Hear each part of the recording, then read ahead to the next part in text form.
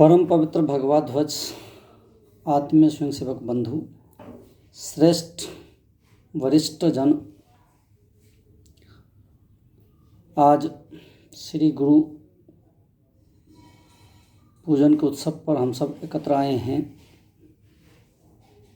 वरिष्ठों के बीच में बोलना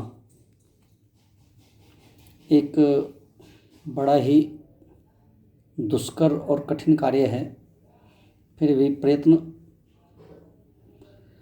पूर्वक रखते हैं बात।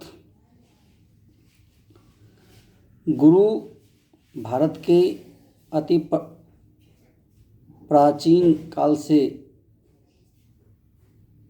एक परंपरा में विकसित है।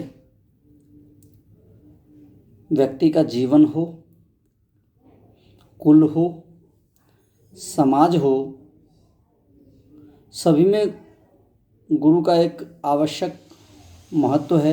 गुरु सब में प्रस्थापित हैं।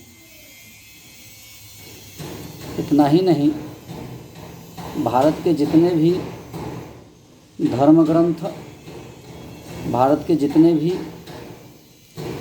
पौराणिक साहित्य, सभी में गुरु की महिमा गाई गई है। सभी में गुरु की महिमा को प्रदर्शित किया गया है। इतना ही नहीं, तो भारत के जो आधुनिक साहित्य हैं, इसमें भी गुरु की महिमा को वर्णित किया गया है।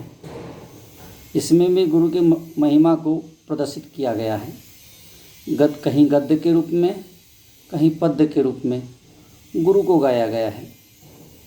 और अपने समाज में गुरु को हमने केवल गुरु तक नहीं रखा, तो हमने परमात्मा के समतुल्य उसको बनाया। और अपने समाज में स्नान करते समय, कुछ शुभ कार्य करते समय, धार्मिक कार्य करते समय, और भी 10 प्रकार के कार्य करते समय हमारे जन सामान्य के जबान पर एक विषय रहता है, गुरुरे ब्रह्मा गुरुरे विष्णु गुरुरे देवो महेश्वर। अर्थात गुरु ब्रह्मा है, गुरु विष्णु है, गुरु महेश है। हमने उनके समान गुरु को रखा। और इतना ही नहीं, तो हमने गुरु को एक वो जो अव्यक्त सत्ता है, जिससे सभी उत्पन्न हुए हैं, सभी प्रकार की शक्तियाँ उत्पन्न हुई हैं, वो जो एक ब्रह्मांड है, उस ब्रह्मांड के समतुल्य हमने कहा गुरु साक्षात परम ब्रह्म तस्मै श्री गुरुवे नमः। गुरु उस परम ब्रह्म के समतुल्य है। हमने वहाँ तक गुरु की महिमा को वर्णन किया, हमने रखा। इतना ही नहीं, हमारे संतों ने, महर्षियों ने, सबने गुरु की महिमा को और थोड़ा आगे बढ़ाया, जिसमें कबीरदास जी ने गुरु को थोड़ा और आगे रखा, थोड़ा और बढ़ाया आगे। जब कोई हमारा कोई भलाई करता है, जो हमारे जीवन में हमारे लिए एक महत्व रखता है, तो उसमें अगर 2 व्यक्ति आ जाए और उसमें जो श्रेष्ठ हो, तो हमारा प्रयत्न रहता है कि हम उनको सबसे पहले पूछें, उनकी बात सुने, उनकी माने। परंतु कबीरदास जी ने कहा कि गुरु गोविंद दो खड़े काके लागू पाए, बलहारी गुरु आपनो गोविंद दियो बताए। यानी गुरु और गोविंद, यानी कि परम ब्रह्म परमात्मा स्वयं आ जाए, तो किसका पैर छूना चाहिए, किसके चरण में जाना चाहिए? तो कबीरदास जी का कहना है कि गुरु के चरण में जाना चाहिए, क्योंकि गुरु माध्यम है उस परमात्मा से, उस परम ब्रह्म से मिलने का। अब प्रश्न ये उठता है कि गुरु उस परम ब्रह्म से भी ऊपर क्यों है? तो इस पर विचार किया जा सकता है। तो ये संसार है, इस संसार में सभी प्रकार के प्राणी हैं। सभी प्रकार के प्राणी हैं, तो इस संसार में मनुष्य ही क्यों श्रेष्ठ है सभी प्राणियों में? तो हमारे जो महर्षि है, हमारे जो चिंतक हैं, हमारे जो वेद वक्ता थे, ये जो समाज को दिशा देने वाले थे, उन्होंने एक बात कही। उन्होंने कहा मनुष्य का जो मनुष्यत्व है, जिसके कारण से मनुष्य मनुष्य है, तो मनुष्यत्व क्या है? वही जो महर्षि, वही जो चिंतक, वही जो उन्होंने जो उसकी परिभाषा दिया मनुष्यत्व का, जो श्रेष्ठता की परिभाषा दिया, जो श्रेष्ठत्व हो जाता है, व्यक्ति श्रेष्ठ हो जाता है, तो उस मनुष्यत्व के कारण, उस श्रेष्ठत्व के कारण, उस श्रेष्ठत्व के कारण मनुष्य अन्य प्राणियों से श्रेष्ठ हो जाता है। ऐसे ही गुरु के बारे में, गुरु की जो गुरुत्व शक्ति है, गुरु की जो गुरुत्व है, उसके कारण से गुरु अन्य शक्तियों से, अन्य परमात्मा से भी श्रेष्ठ माना गया है। गुरु के बारे में ऐसा हम कह सकते हैं। आगे ये है कि गुरुत्व क्या है, अगर देखा जाए, जिसको अंग्रेजी में हम बोलते हैं ग्रेविटी। गुरुत्व क्या है? तो ये जो संसार है, ये जो ब्रह्मांड है, इसमें सभी प्रकार के ग्रह हैं, सूर्य है, चंद्र है, तारे हैं, सौरमंडल है। ये जो सौरमंडल है नक्षत्रों के सामने एक रेत के समान है, और इस ब्रह्मांड में असंख्य अरबों खरबों नक्षत्र हैं। ये सभी आकाश में घूम रहे हैं।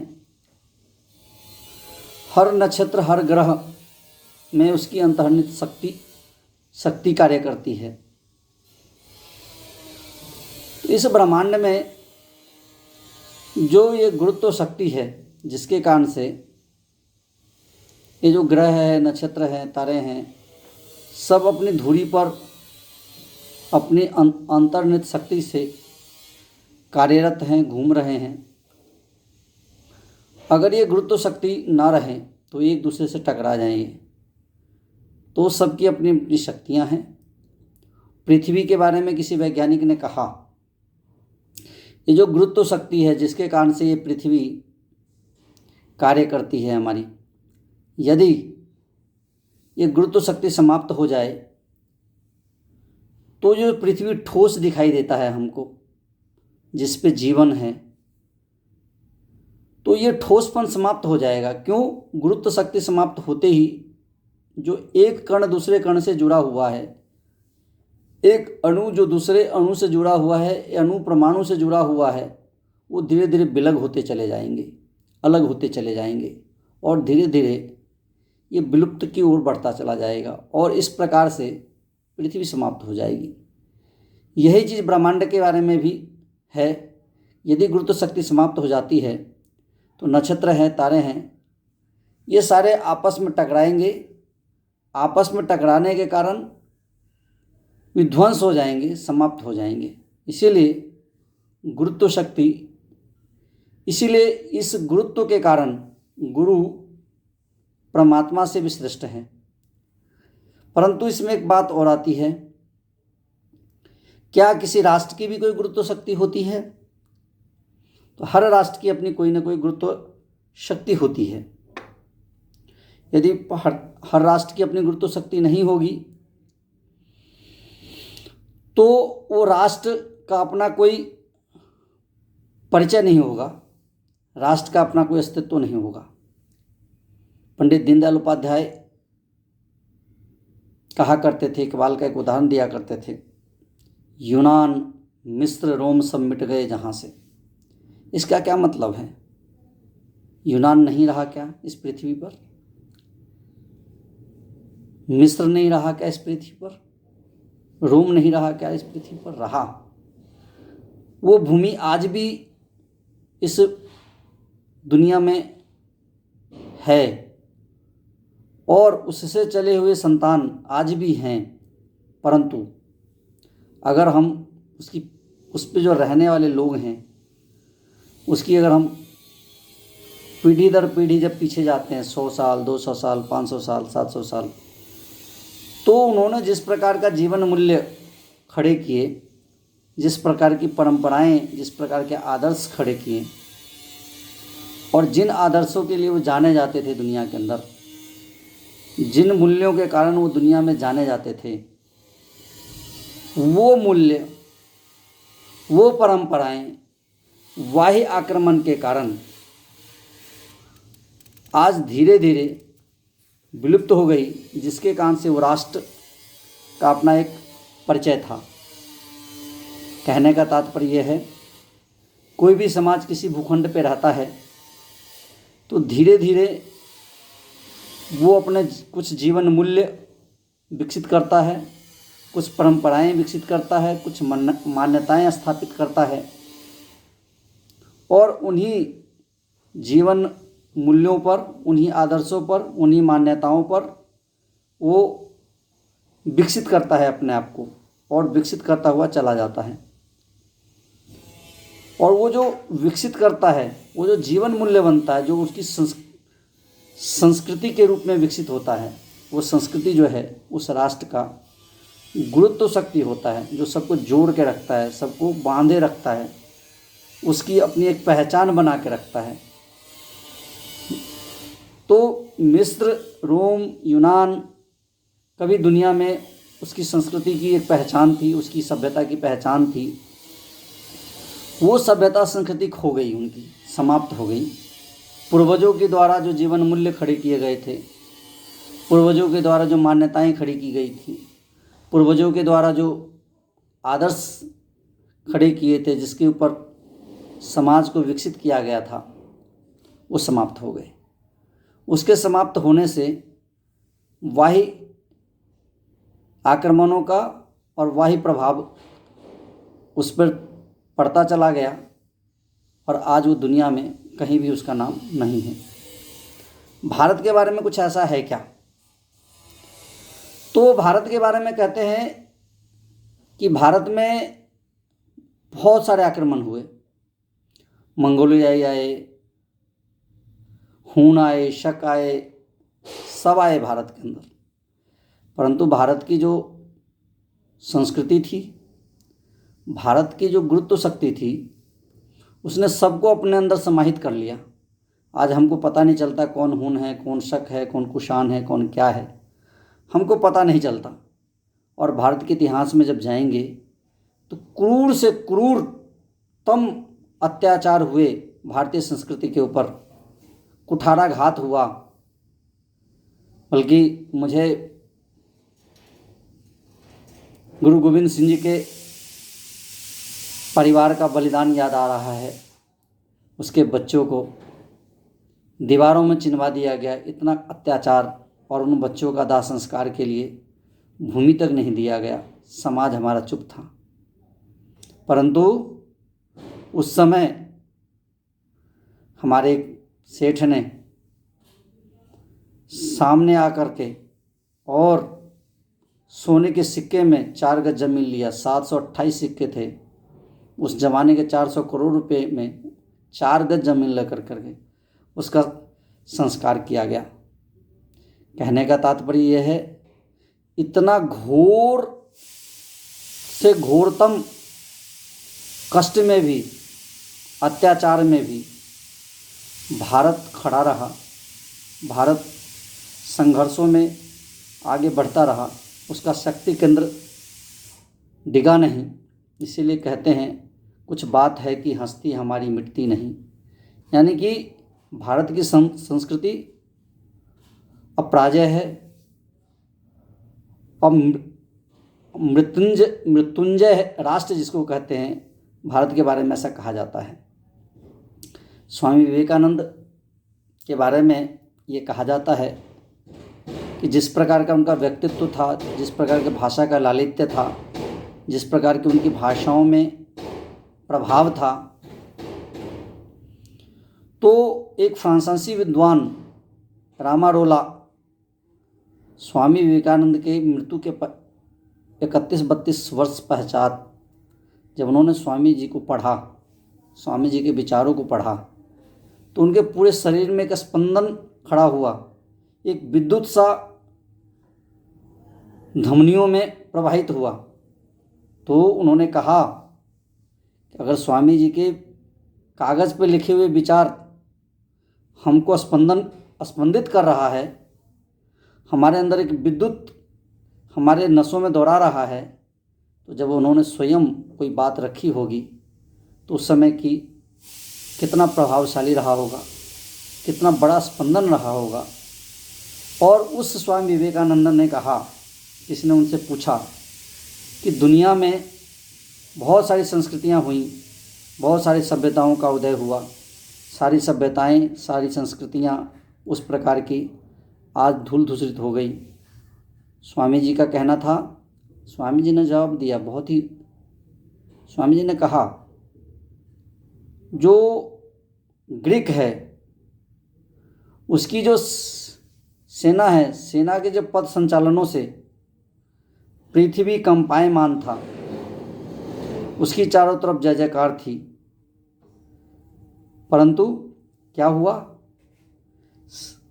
और इतना ही नहीं तो रोम का जो सेनांकित ध्वज था उपभोग के प्रत्येक वस्तु पर वो लहरा रहा था, फहरा रहा था। आज क्या हुआ, जहाँ सीजर राज्य करता था वहाँ आज मकड़ियाँ जाले बुनती हैं। तो जब हम अपने संस्कृति के प्रति सतर्क नहीं होंगे, अपने गुरुत्व शक्ति के प्रति सशक्त नहीं होंगे, तो जिस प्रकार से गुरुत्व शक्ति के समापन से पृथ्वी समाप्त हो सकता है, ये ब्रह्मांड समाप्त हो सकता है, उसी प्रकार से किसी राष्ट्र की गुरुत्व शक्ति के समाप्त होने से वहाँ की संस्कृति नष्ट हो जाती है, वहाँ के जीवन मूल्य नष्ट हो जाते हैं, वहाँ की चीज़ें समाप्त हो जाती हैं। तो ये स्वामी विवेकानंद के एक विचार थे। इसमें हमारे अगर और देखा जाए तो महर्षि अरविंद भी इसमें उन्होंने अपना कहा। अलीपुर बम कांड के संबंध में है विषय। उनको जेल में ही एक साक्षात्कार हुआ। वो जेल से छूटे। जेल से छूटने के बाद उन्होंने विषय सोचा था अपने भाषण में कि हमको बोलना क्या है, परंतु उन्होंने कहा परमात्मा मुझसे कुछ और बुलवाना चाहता है, परमात्मा कुछ और चाहता है। और उनका उत्तर पाड़ा का अभिभाषण सुप्रसिद्ध भाषण हुआ। और उनका भाषण तो बहुत लंबा है, परंतु उन्होंने कहा ईश्वर जो चाहता है मैं वही बोलूँगा। और भारत के संदर्भ में उन्होंने कहा कि भारत की जो सनातन है वही उसका राष्ट्रीयता है, और राष्ट्रीयता ही सनातन है, और सनातन ही राष्ट्रीयता है।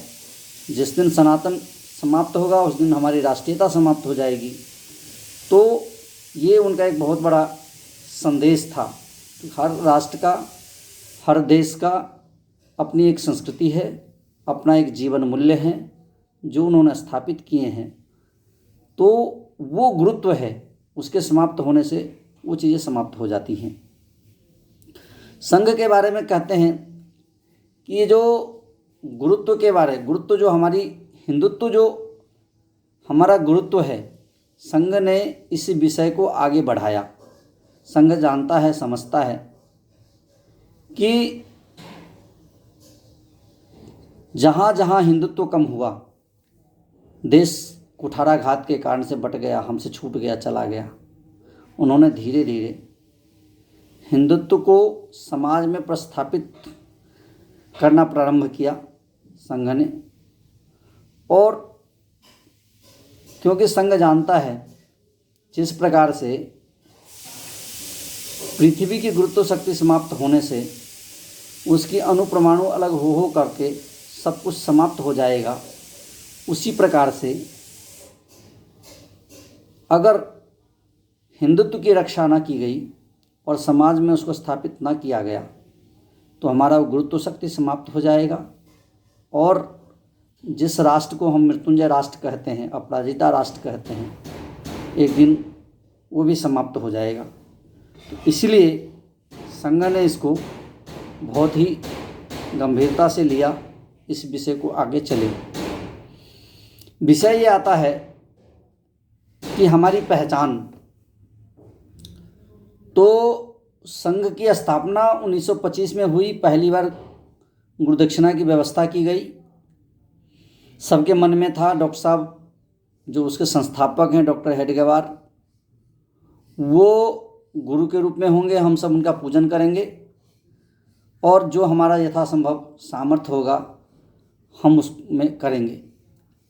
परंतु डॉक्टर साहब ने बातचीत करते हुए कहा कि व्यक्ति एक तो सर्वमान्य नहीं है, दूसरा व्यक्ति कब स्खलित हो जाए इसका पता नहीं है, व्यक्ति मरणशील है। इसीलिए इस देश को आदिकाल से अनादिकाल से जो नेतृत्व करता आया है वो हमारा परम पवित्र भगवा ध्वज है। हम सब आज से इस पवित्र भगवा ध्वज को ही अपना गुरु के रूप में स्थापित करेंगे। परंतु कई बार क्या होता है कि हम ध्येय, संघ ने कहा कि हमको ध्येय के साथ जुड़ना है, संघ ध्येय को लेकर चला, व्यक्ति के पीछे संघ नहीं चला। व्यक्ति आता है जाता है, परंतु स्वयंसेवक हमारा ध्येय के साथ जुड़ गया, ध्येय के साथ चला। परंतु कभी कभी क्या होता है कि व्यक्ति के साथ हम जुड़ जाते हैं। व्यक्ति के साथ जुड़ने के कारण से क्या होती है, विकृतियाँ पैदा होती हैं। व्यक्ति में स्वाभाविक है विकृतियाँ पैदा होना। जब व्यक्ति को आप ज़्यादा महत्व दे देते हैं, जब व्यक्ति को लगता है कि मेरा ही महत्व है, तो उसके अंदर विषयों का वास होना शुरू हो जाता है। और तब भगवान कृष्ण कहते हैं गीता में, ध्यायातो विषयान पुंसः संगस्तेषु पजायते संगात संजायते कामात् क्रोधो अभिजायते क्रोधात् भवति सम्मोहः सम्मोहात् स्मृतिविभ्रमः स्मृति भ्रंशात् बुद्धिनाशो बुद्धिनाशात् प्रणश्यते। अर्थात भगवान का ये कहना है कि जब व्यक्ति के अंदर एक अहंकार उत्पन्न हो गया, व्यक्ति के अंदर एक विषय उत्पन्न हो गया, व्यक्ति सर्वश्रेष्ठ मान बैठा, तो उस समय क्या होगा, वो विषयों का चिंतन चलेगा। जब उस चिंतन के अनुसार उसके अनुरूप चीज़ें नहीं होगी तो व्यक्ति में उसको पूरा करने का व्यक्ति प्रयास करेगा। प्रयास होने में यदि कोई संगठन, कोई व्यक्ति, कोई परिस्थिति यदि उसके विपरीत खड़ा होता है तो उसके साथ वो लड़ेगा तो उसको क्रोध भी आएगा। क्रोध में उसकी बुद्धि भ्रमित हो जाएगी। बुद्धि भ्रमित होने के कारण से उस समय जो निर्णय लिया जाएगा वो निर्णय ठीक नहीं होगा और व्यक्ति का बुद्धि का नाश हो जाएगा। और व्यक्ति का जब बुद्धि का नाश हो जाता है तो कोई संगठन हो, व्यक्ति हो, जो भी हो, फिर वो ठीक निर्णय नहीं होता उसका। इसीलिए ये विकृतियाँ आती हैं। रामायण में वर्णन आता है नारद मुनि का। नारद मुनि तपस्या कर रहे थे। नारद मुनि की तप को भंग करने के लिए इंद्रदेव ने सभी प्रकार की चालें चली। अंत में कामदेव स्वयं नारद मुनि का तप को भंग करने के लिए चले। वो तब भी नारद की तप को भंग ना कर पाए और भंग ना करने के कारण वो निराश हताश होकर के नारद के सामने बैठे रहे। जब नारद का स्वतः ध्यान से बाहर आए तो उन्होंने देखा कि कामदेव बैठे हुए हैं, परेशान हैं। तो उन्होंने पूछा, तो उन्होंने कहा हम आपके तप को भंग करने आए थे मगर हम भंग ना कर सके। और नारद को लगा कि हमने कामदेव को जीत लिया है। परंतु नारद को ये लगा कि ये लोगों को पता लगना चाहिए कि हमने कामदेव को जीत लिया है। इसीलिए वो सीधा कैलाश पर्वत गए, भगवान महादेव के पास गए और उन्होंने सारी बातें बताई। उसमें भगवान महादेव ने कहा कि तुम यति पुरुष हो क्योंकि तुमने कामदेव को जीत लिया है। मैं तो कामदेव को भस्म कर दिया था क्रोध में आकर के, क्योंकि मैं स्वयं पर संयमित नहीं हो पाया था। इसीलिए तुम मुझसे भी श्रेष्ठ हो। परंतु एक काम करना, हे नारद, तुम ये भगवान विष्णु को मत बताना। अब क्या हुआ, नारद के मन में ये आया कि ये जो महादेव हैं मुझसे ईर्ष्या करते हैं, मुझसे जल रहे हैं, इसीलिए चाहते हैं कि मैं ना बताऊं उनको। भगवान महादेव जानते थे कि नारद मानेगा नहीं, तो नारद की भी परीक्षा थी। जब नारद चले विष्णु लोक, तो रास्ते में जंगल में एक भगवान महादेव ने एक सुंदर सा राज्य स्थापित किया। नारद को लगा मैं सर्वत्र घूमता रहता हूँ ब्रह्मांड में, परंतु ये इस राज्य में नहीं गया मैं। उस राज्य में गए, वहाँ उतरे, राजा वहाँ के उन्होंने प्रणाम पाती किया, बैठाए सम्मानपूर्वक, और राजा की एक बहुत ही अति सुंदर कन्या थी। उस कन्या का उन्होंने हाथ दिखवाया, बोला महाराज इनका हाथ देकर बताइए कि इसके भविष्य में क्या है। नारद पहले दूर से उनका हाथ को देख रहे थे, फिर और पास जाके देखा और पास जाके देखा, और वहाँ पास जाकर के जब देखा उन्होंने, तो धीरे धीरे नारद के मन में वो जो वासना है, विकार जो है, उत्पन्न होने शुरू हो गए। व्यक्ति कैसे स्खलित होता है, तो उत्पन्न हो गए। और उन्होंने कहा नारद बहुत दिन हो गए तुमको नारायण नारायण करते हुए, अब तुमको वैवाहिक जीवन का आनंद लेना चाहिए। नारद के मन में जैसे ही विकार आया, जैसे ही मन में ये प्रश्न आया, तो वो सीधा भगवान विष्णु के पास गए और अपनी जो उन्होंने कामदेव को विजित किया था वो भूल गए, और उन्होंने कहा हे हरि, हरि का रूप दे दो। भगवान ने कहा तथास्तु, और उसको लगा कि अब मेरे रूप पे तो कोई वरमाला डालेगा नहीं, हरि ने अपना रूप दे दिया है, अब वो जो कन्या है वो मुझे वरमाला डालेगी। स्वयंवर में गए, वहाँ जाकर के सभी देश के राजे रजवाड़े आए थे, सभी आए थे, परंतु आज नारद बड़ा प्रसन्न था। उसको लगा कि आज मेरे गले में वरमाला डाली जाएगी, परंतु वो जो कन्या थी उससे दूर दूर डर के निकल गई, और एक पुरुष आया, सुंदर अति सुंदर पुरुष आया, उसके गले में उसने माला डाल दी। तो नारद को देखकर सब हंस रहे थे, मुस्कुरा रहे थे, मजाक बना रहे थे। तो नारद को लगा कि ऐसा क्या है भाई। तो किसी ने कहा नारद स्वयं को पानी में देखिए। नारद ने जब स्वयं को पानी में देखा तो बंदर का रूप था।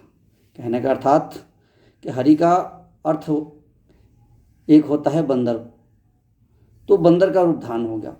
तो नारद को क्रोध आया, और इतना ही नहीं, बहुत क्रोध आया, और अपने क्रोध में जो उसका आराध्य देव था, जिसकी वो पूजा करता था, उस आराध्य देव को उसने खरी खोटी सुनाना शुरू कर दिया। क्योंकि स्खलन आ गया व्यक्ति में, तो खरी खोटी सुनाना शुरू कर दिया। तो रामायण में जिस प्रकार से वर्णन है, जिसमें कहा गया है पर संपदा सकहु नहीं देखी, तुम्हरे ईर्षा कपट विशेषी, मथत सिंधु रौद्रहि बौरायहूँ, सुरेंद्र प्रेरहि विष पान करायहूँ, असुर सुरा विष संकरहि आपू, रमा मणि चारु, स्वार्थ साधक कुटिल तुम सदा कपट व्यवहारू, परम स्वतंत्र न सिर पर कोऊ, भावई मनहि करहु तुम सोई, सोई भलहि मंद मंदहि भल करहूँ, विस्मय हरस न हिये कछु धरहूँ, डकहि डकहि परचेहूँ सब कहूँ, अति असंख्य मन सदा उछाहूँ, करम शुभ तुम न बाधा, अब लगी तुम्हें न काहूँ साधा। कहने का तात्पर्य क्या है कि तुम कपटी हो, तुम ईर्षालु हो, तुम्हारे रग रग में कपट भरा हुआ है। ठीक है, अपने यश के लिए, अपनी तरक्की के लिए तुम दूसरे की तरक्की तुमको नहीं सुहाती है, तुम धोखेबाज हो। समुद्र मंथन में तुमने भगवान शंकर को विष दे दिया, और स्वयं जो है आपने लक्ष्मी ले ली, स्वयं जो है आपने मणि ले लिया, कब्जा लिया। इस प्रकार से तुम्हारा व्यवहार ठीक नहीं, तुमको सुप्रीम पावर मानते हो, किसी को मानते नहीं, तुम किसी के प्रति उत्तरदायी नहीं हो। भगवान को उसने बहुत खरी खोटी सुनाई।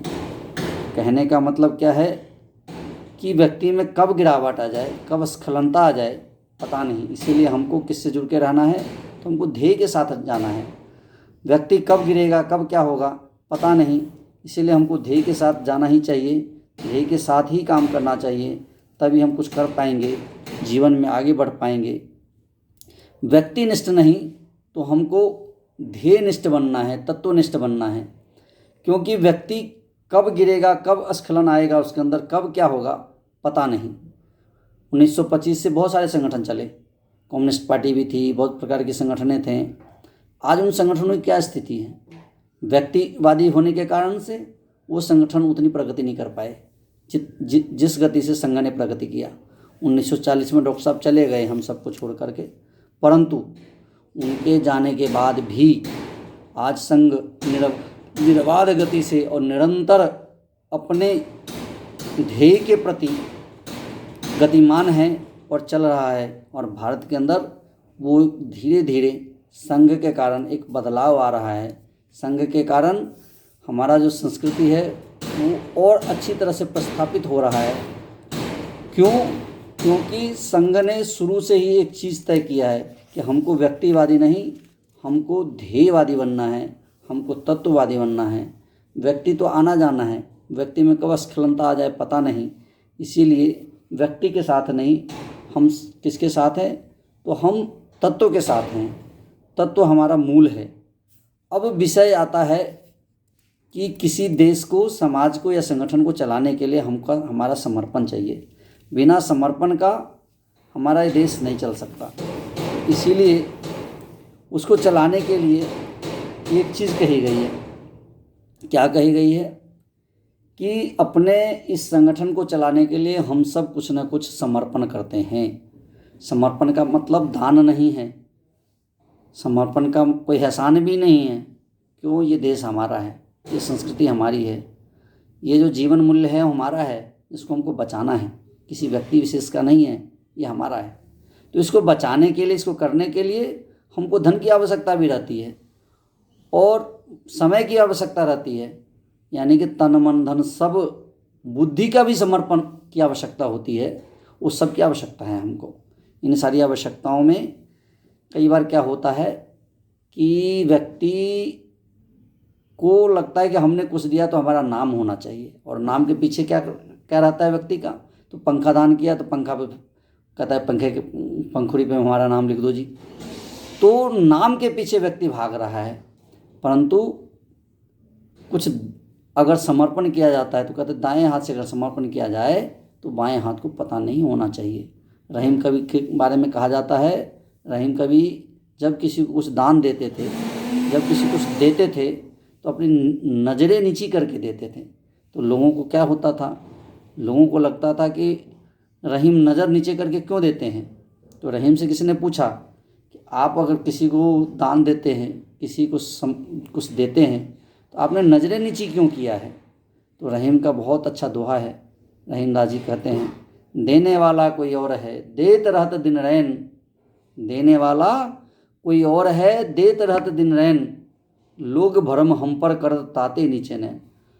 देने वाला कोई और है, वो दिन रात देता रहता है। देने वाला कोई और है देत रहत दिन रैन, दिन रात देता रहता है। लोग भरम हम पर करते, लोगों को भ्रम होता है कि मैं देता हूँ, मैं कौन होता हूँ देने वाला, मेरे पास है ही क्या। इसीलिए उस परमात्मा की दी हुई चीज़ें हम अगर देते हैं तो हमको ये शर्म आती है कि भाई परमात्मा ने दिया है, इसलिए कि हम हमारे मन में ये ना है कि हमने दिया है, इसलिए हमारी नज़र नीची होती है। इसीलिए समर्पण करते समय हमारे मन में ये भाव नहीं आना चाहिए कि हमने, क्यों? क्योंकि ये देश हमारा है, ये समाज हमारा, ये राष्ट्र हमारा, ये संस्कृति हमारी है, ये जीवन मूल्य हमारे हैं, ये परंपराएं हमारी हैं, ये मान्यताएं हमारी हैं।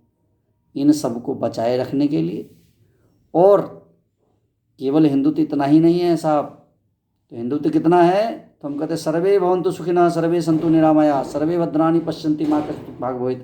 हम सबकी बात करते हैं, सर्वे भवन्तु सुखिनः, सब सुखी हो, सर्वे भवन्तु सुखिनः, सर्वे सन्तु निरामया, सर्वे भद्राणि पश्यन्तु माँ कश्चित् भाग् भवेत्। इतना ही नहीं कहते, हमने अपने मंदिरों में हमने कहा धर्म का जय हो, अधर्म का नाश हो, प्राणियों में सद्भावना हो, विश्व का कल्याण हो। हमने विश्व कल्याण की बात की, हमने केवल भारतीय कल्याण की बात नहीं की। परंतु इतना बड़ा साहित्य है हमारा, इतनी बड़ी सोच है हमारी, इतनी बड़ी हमारा जीवन आदर्श है हमारे, इतनी बड़ी हमारी मान्यताएं हैं, इनको दुनिया तब मानेगी जब हमारी कुछ शक्ति खड़ी होगी। बिना शक्ति का कोई नहीं सुनता। यानी कमज़ोर व्यक्ति की जो पत्नी होती है पूरे गांव की भाभी होती है। इसीलिए संघ ने सबसे पहले कहा अपनी शक्ति खड़ी करो, अपनी सामर्थ्य खड़ा करो। जब आपका शक्ति सामर्थ्य खड़ा होगा तो दुनिया आपको मानेगी। हमको गलत नहीं जाना है, क्योंकि हमने अपनी प्रार्थना में कहा है सुशीलन जगदीयेन नम्रम भवेत। हमको ऐसा चरित्र चाहिए जिससे दुनिया विनम्र हो जाए। हमको चरित्रवान बनना है, हमको शील ऐसा चाहिए। हमको गलत दिशा में नहीं जाना है, परंतु ये अच्छी बात कहने के लिए भी, अच्छी बातों को स्थापित करने के लिए भी हमको शक्ति की ज़रूरत होती है। राजा जनक जब धर्म चर्चा कर रहे थे तब शांति नहीं मिली। जब राजा जनक घर में बैठे तो नहीं मिली। जब राजा जनक संघर्ष किया, मेहनत की राजा जनक ने, तो सीता माता प्रकट हुई, जिसको शांति कहते हैं। तो शांति के लिए भी संघर्ष ज़रूरत है, शांति के लिए भी परिश्रम की ज़रूरत है। इसलिए संघ कार्य को बढ़ाने के लिए भी हमको अत्याधिक समय देने की आवश्यकता है, अत्याधिक समर्पण की आवश्यकता है। ये चीज़ें की हमको आवश्यकता है। जब तक हम ये नहीं करेंगे तो, और एक चीज़ और है, देखिए समर्पण की एक प्रकाष्ठा होती है। प्रकाष्ठा क्या होती है? तो एक बार बंसी और गोपिकाओं में आपस की चर्चा हुई।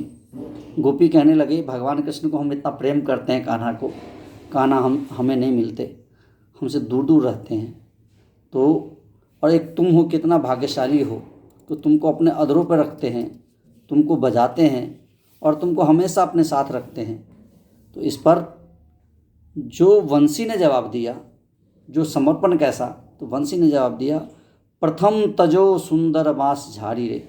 पहले तो मैं अपने कुल खानदान को छोड़ाई, पहला काम तो मेरा ये हुआ। दूसरा उन्होंने कहा तन कटवायो मन कटवायो, ग्रंथि ग्रंथि में छिदवायो। उन्होंने कहा कि मुझे काटा गया, पीड़ा पहुंचाया गया, काट करके और मेरे उसमें छेद किए गए, ग्रंथि ग्रंथि में छेद किए गए। और प्रभु जैसा बजाते हैं, और कहते हैं जैसो बजायो श्याम तैसो सुर सुनायो, यही कारण मोहे अधर पर धर सुर मुरारी रे। यानी कि जैसे वो मुझे रखते हैं, जैसे मुझे बजाते हैं, जो स्वर वो चाहते हैं मैं वही करती हूँ। इसीलिए परमात्मा मुझे प्रेम करते हैं। तो हमको अपने जीवन मूल्यों के लिए, हमको जीवन आदर्श के लिए, अपनी मान्यताओं के लिए, अपनी संस्कृति के लिए, अपने सभ्यता के लिए, अपने देश के लिए, अपने समाज के लिए, अपने राष्ट्र के लिए हमको जैसा जाना चाहिए हमको वैसा ही जाना पड़ेगा, वैसा ही हमको करना पड़ेगा। उस समर्पण के साथ यदि हम जाएंगे तो हम अपने राष्ट्र को, अपने देश को बचा पाएंगे। समाज में हम अपने आप को संगठन को स्थापित कर पाएंगे और इस समाज को हम बचा पाएंगे। इतना कहते हुए मैं अपनी वाणी को विराम देता हूँ। भारत माता की जय।